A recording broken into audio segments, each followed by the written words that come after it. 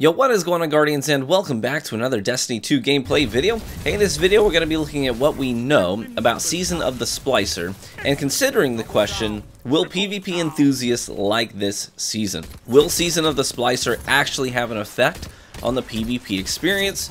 Will it look any different from last season? We're going to dive into that discussion, but first let me address what will most likely be the #1 question in the comment section, and that is, what gun is that? I get that question just about every video I post, so let's get that out of the way right now. The high impact energy scout rifle is the cut and run from Forsaken. It's got opening shot and dragonfly. It's been a favorite of mine for a long time, and I've even got some 60+ kill matches with this thing back when Equinox was in the rotation. The SMG is the Atalanta D kinetic SMG, but it's the version that dropped randomly in the Black Armory forges back in the day with random rolls. This one has Zen Moment and Dynamic Sway Reduction. Alright, we're going to chat about all these incredible looking new weapons coming to Destiny and what they mean for PvPers in just a second. But first, I have to thank the sponsor of this video, Manscaped. Let me ask you gentlemen a simple question. Does this spire look bigger when part of it is covered by a bush or when it's not? I think you know the answer to that. But luckily for you and me, Manscaped has just launched their brand new Lawnmower 4.0 trimmer. This thing will absolutely outperform anything you can pick up at your local drugstore. It's got an LED light to illuminate the area that you're trimming. It's also fully waterproof, so you can use it in the shower, which honestly makes cleanup a very easy process. The multifunction on-off switch can actually be used to set it in travel mode, so it won't turn on when it's bumped in transit while it's in your bags and drain the battery. You can wirelessly charge the lithium-ion battery with the charging dock that it comes with, and it's going to give you the closest shave possible with its skin-safe technology that'll keep nicks and cuts out of the conversation. I don't even have a guard on this thing, and you can go straight over a wrinkle my forehead, bumpy skin, no problem, no problem. That's what makes these things a must-have for male grooming. Manscaped is the premium brand for men's hygiene and grooming products. And you've likely seen me show off a lot of what they have to offer here on my channel before. And truthfully, I still use a wide variety of their products every single day. So look your best and take care of yourself, and don't neglect your hygiene downstairs so you can be more confident. It matters, trust me. So get 20% off your order and free shipping if you use my code Vanguard20. Follow those links down in the description to get started, and thank you Manscaped for sponsoring the content today. Okay, so Season of the Splicer. What are we getting? And what are we not getting? Are we getting maps? Well, no, not that we know of. I feel like if there were maps on the list of deliverables at this point, they probably would have pacified the crowds by mentioning it, but they didn't. They basically said, we agree that shotguns they're kind of running the show right now because of our map design. And we agree that that's a major factor making shotguns so good. And we expected the next sentence to read something like this.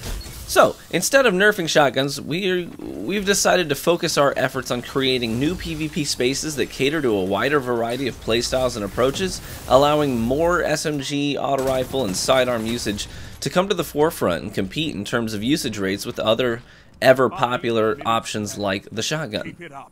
But that's not the sentence that we got. No, the sentence that we did get following up the map discussion was this. So we're probably going to have to tune shotguns. And this really means, by all intents and purposes, we're going to nerf shotguns.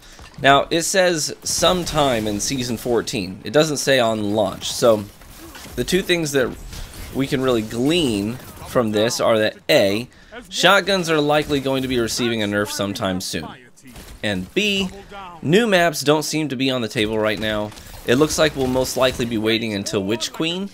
And for the time being, we're just going to be continuing to look forward to playing on the popular beta maps like Javelin 4 and company. So, no new maps, no new game modes that we know of, no new trials loop, a whole lot of nothing in the PvP department. But the two things that will most likely affect PvP are tuning and Pve Spillover. So let's start with tuning.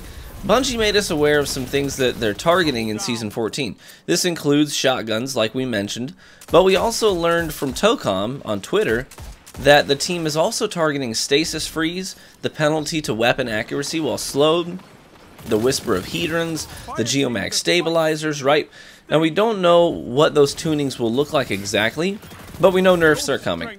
Hopefully that changes things up a bit, but altogether I don't personally think this is enough to really change how obnoxious Stasis is in PvP. 3 subclasses with a slew of ways to slow and freeze you without ever exposing themselves.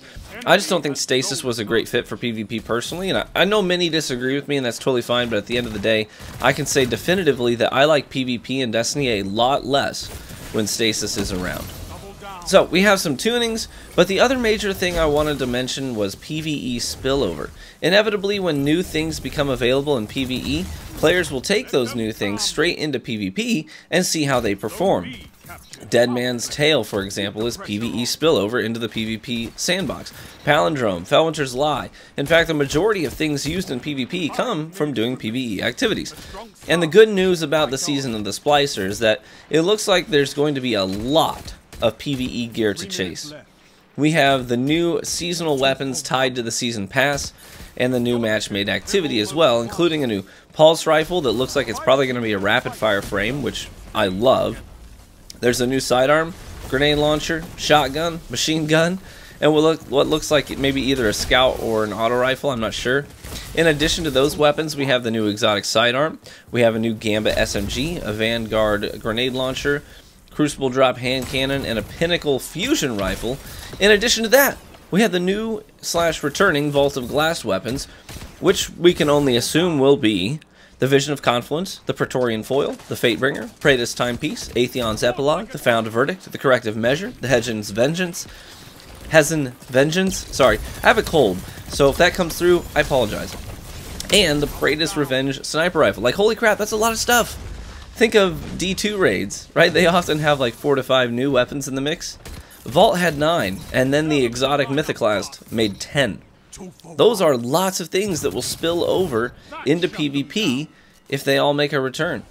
So outside of the new Crucible hand cannon that will drop in PvP activities, there are tons and tons of new weapons that will be obtainable through other means that will no doubt impact the PvP sandbox in some way, shape, or form. The more new things in PvE, the longer it takes for the meta in PvP to settle. Because it's going to take time for people to acquire these things, and anytime a new weapon drops in Destiny, it does shake things up for a week or so in PvP. You know, Ruinous Effigy, it's garbage, but for about a week, you ran into a ton of them in PvP. It shook things up for a week. Lemon Arc was used a ton when it came out, when it became available, then it tapered off. Devil's Ruin, Hawkmoon, etc. Whenever there's something new, it gets used a lot in PvP for a short while. So, in a season where we have a lot of new things, hopefully this means the meta will take some extra time to settle and become stagnant. I, for one, am very excited about the chase and the promise of acquiring all these new weapons with good rolls. That's a lot of grinding and it's a lot of playtime, so I'm pretty pumped about that. I should add that there are also new Nightfall weapon rewards, including the Hung Jury Scout Rifle, an Amalon Sniper Rifle that looks much like the Irene from D1, and a Fusion Rifle as well. So there's a lot of stuff that we're going to have to try out. So ultimately, will Season of the Splicer be one that we enjoy as PvP players?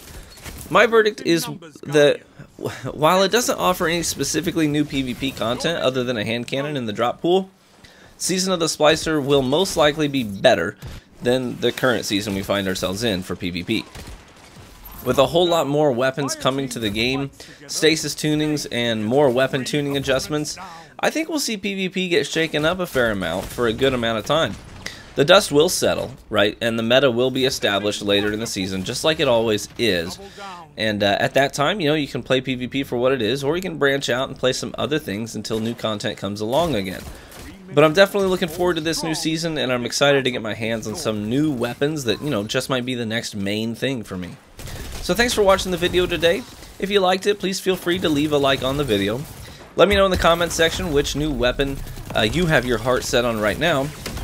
Please be warm and well fed, my friends, and I hope to catch you in the Crucible.